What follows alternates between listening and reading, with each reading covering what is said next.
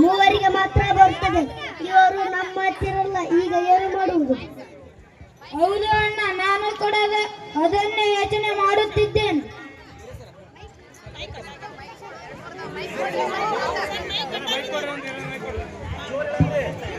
ದೊಡ್ಡಪ್ಪ, ನೀವೇಕೆ ಇಷ್ಟು ಚಿಂತಾಕಾಂತರಾಗಿರುವಿರಿ?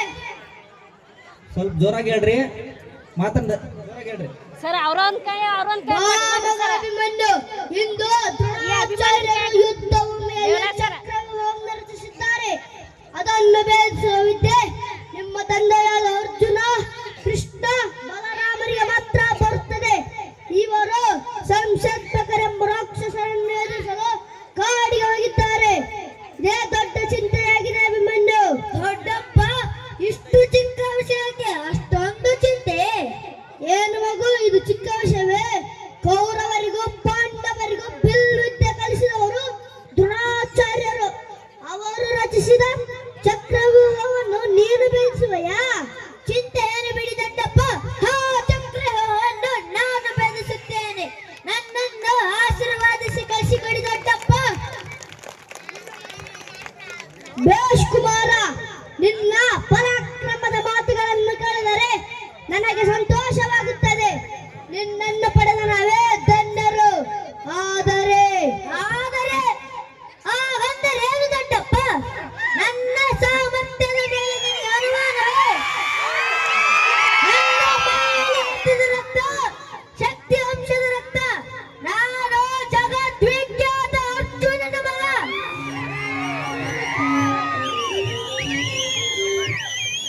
ಹೌದು ಮಗು, ನೀ ಹೇಳ್ತಿರುವುದು ಸತ್ಯ. ಆದರೆ ಈ ಘನಘೋರ ಸಂಗ್ರಾಮ ನಿನ್ನಂತ ಬಾಲಕನಿಗೆ ಸಲ್ಲದು ಕುಮಾರ. ಚಕ್ರವನ್ನು ಬೆಳೆಸುವ ವಿದ್ಯೆ ನಾನು ನನ್ನ ತಾಯಿಯ ಗರ್ಭದಲ್ಲಿ ಇರುವಾಗಲೇ ಶ್ರೀಕೃಷ್ಣ ಪರಮಾತ್ಮ ತಿಳಿದುಕೊಂಡಿರುವ ದೊಡ್ಡಪ್ಪ.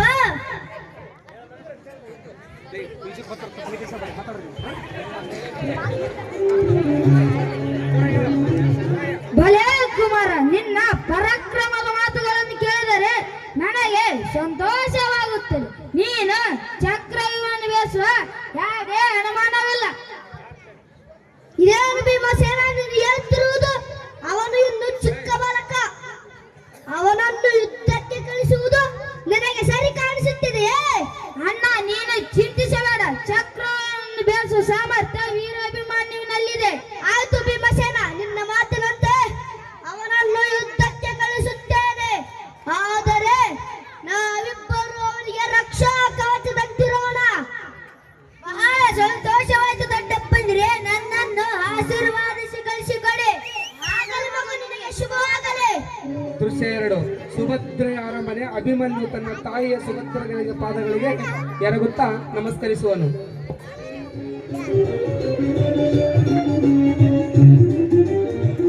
ಅಮ್ಮ, ಈ ದಿನ ಕುರುಕ್ಷೇತ್ರ ಯುದ್ಧದಲ್ಲಿ ಚಕ್ರವ್ಯೂಹವನ್ನು ಭೇದಿಸಲು ನನ್ನ ದೊಡ್ಡಪ್ಪರಾದ ಧರ್ಮರಾಯ ಹಾಗೂ ಭೀಮಸೇನರಿಂದ ಆಶೀರ್ವಾದ ಪಡೆದು ಬಂದಿದ್ದೇನಮ್ಮ. ನೀವು ನನ್ನನ್ನು ಆಶೀರ್ವಾದಿಸಿ ಕಳಿಸಿಕೊಡಿ. ಇದೇನು ಕಂದ, ನೀನು ಯುದ್ಧ ರಂಗಕ್ಕೆ ಹೋಗುವೆಯಾ? ಅಲ್ಲಿ ಚಕ್ರವ್ಯೂಹವನ್ನು ಬೆಳೆಸುವೆಯಾ? ಏಕಮ್ಮ, ಈ ಸುಭದ್ರಾನಂದನ ವೀರಾಭಿಮನ್ಯು ಮೇಲೆ ನಿನಗೆ ಅನುಮಾನವೇ? ನನ್ನನ್ನು ಅರಿಸಿ ಕಳಿಸಿಕೊಡಮ್ಮ. ಆಗಲಿ, ಶ್ರೀಕೃಷ್ಣ ಪರಮಾತ್ಮನ ಕೃಪೆ.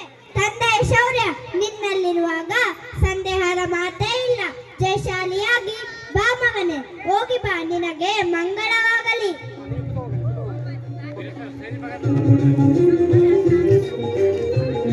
ಉತ್ತರೆಯ ಪ್ರವೇಶ. ಅಭಿಮನ್ಯು ಉತ್ತರೆಯ ಅರಮನೆಗೆ ಹೋಗಿ ಪ್ರವೇಶಿಸುತ್ತಾ ಅಭಿಮನ್ಯು ತನ್ನ ಉತ್ತರೆಯ ಜೊತೆ ಮಾತನಾಡುವನು. ಬಾ ಉತ್ತರೆ,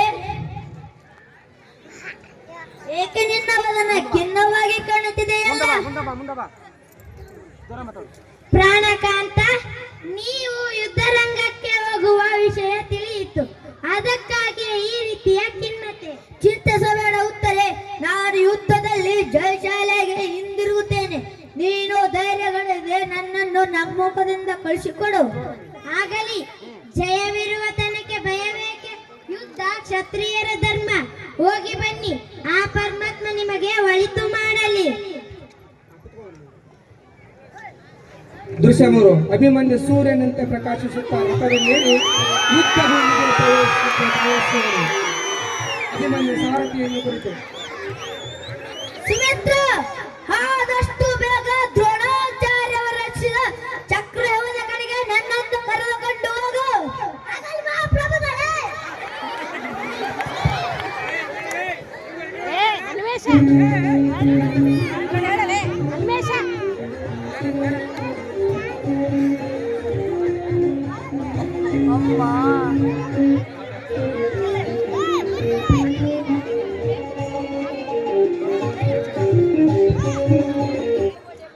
ಬನ್ನಿರಿ ಬನ್ನಿರಿ, ಒಬ್ಬೊಬ್ಬರಾಗಿ ಬನ್ನಿರಿ.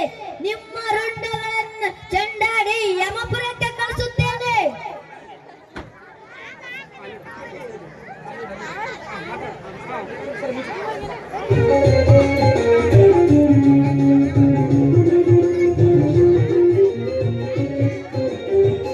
ಭೀಮನೊಂದಿಗೆ ಪಾಂಡವರ ಸೈನ್ಯವು ಅಭಿಮನ್ಯುವಿನ ನೆರಳಿನಂತೆ ಹಿಂಬಾಲಿಸುತ್ತಾ ಬರುತ್ತದೆ.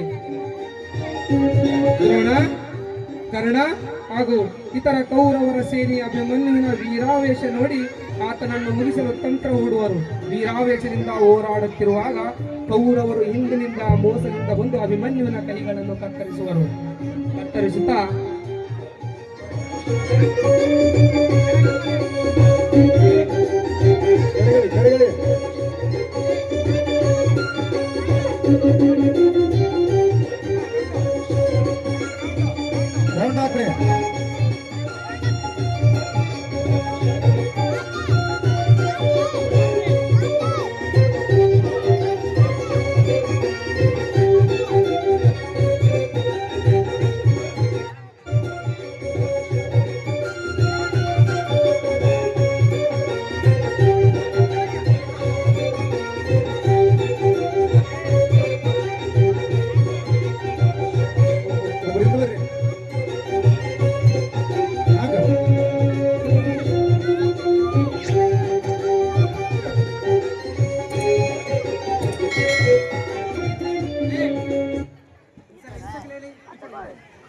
ಹಿಂಗೊಳ್ಳ ಮಾರ್ತಿ ಹಿಂಗೊಳ್ಳಿಲ್ಲ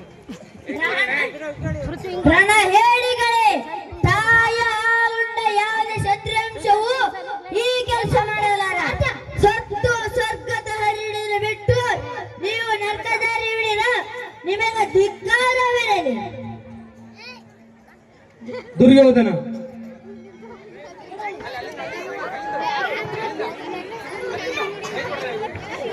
ಮೈಕೊಡೆ ಮೈಕ ಶಿವ ಶಿವ ದುರ್ಯೋಧನ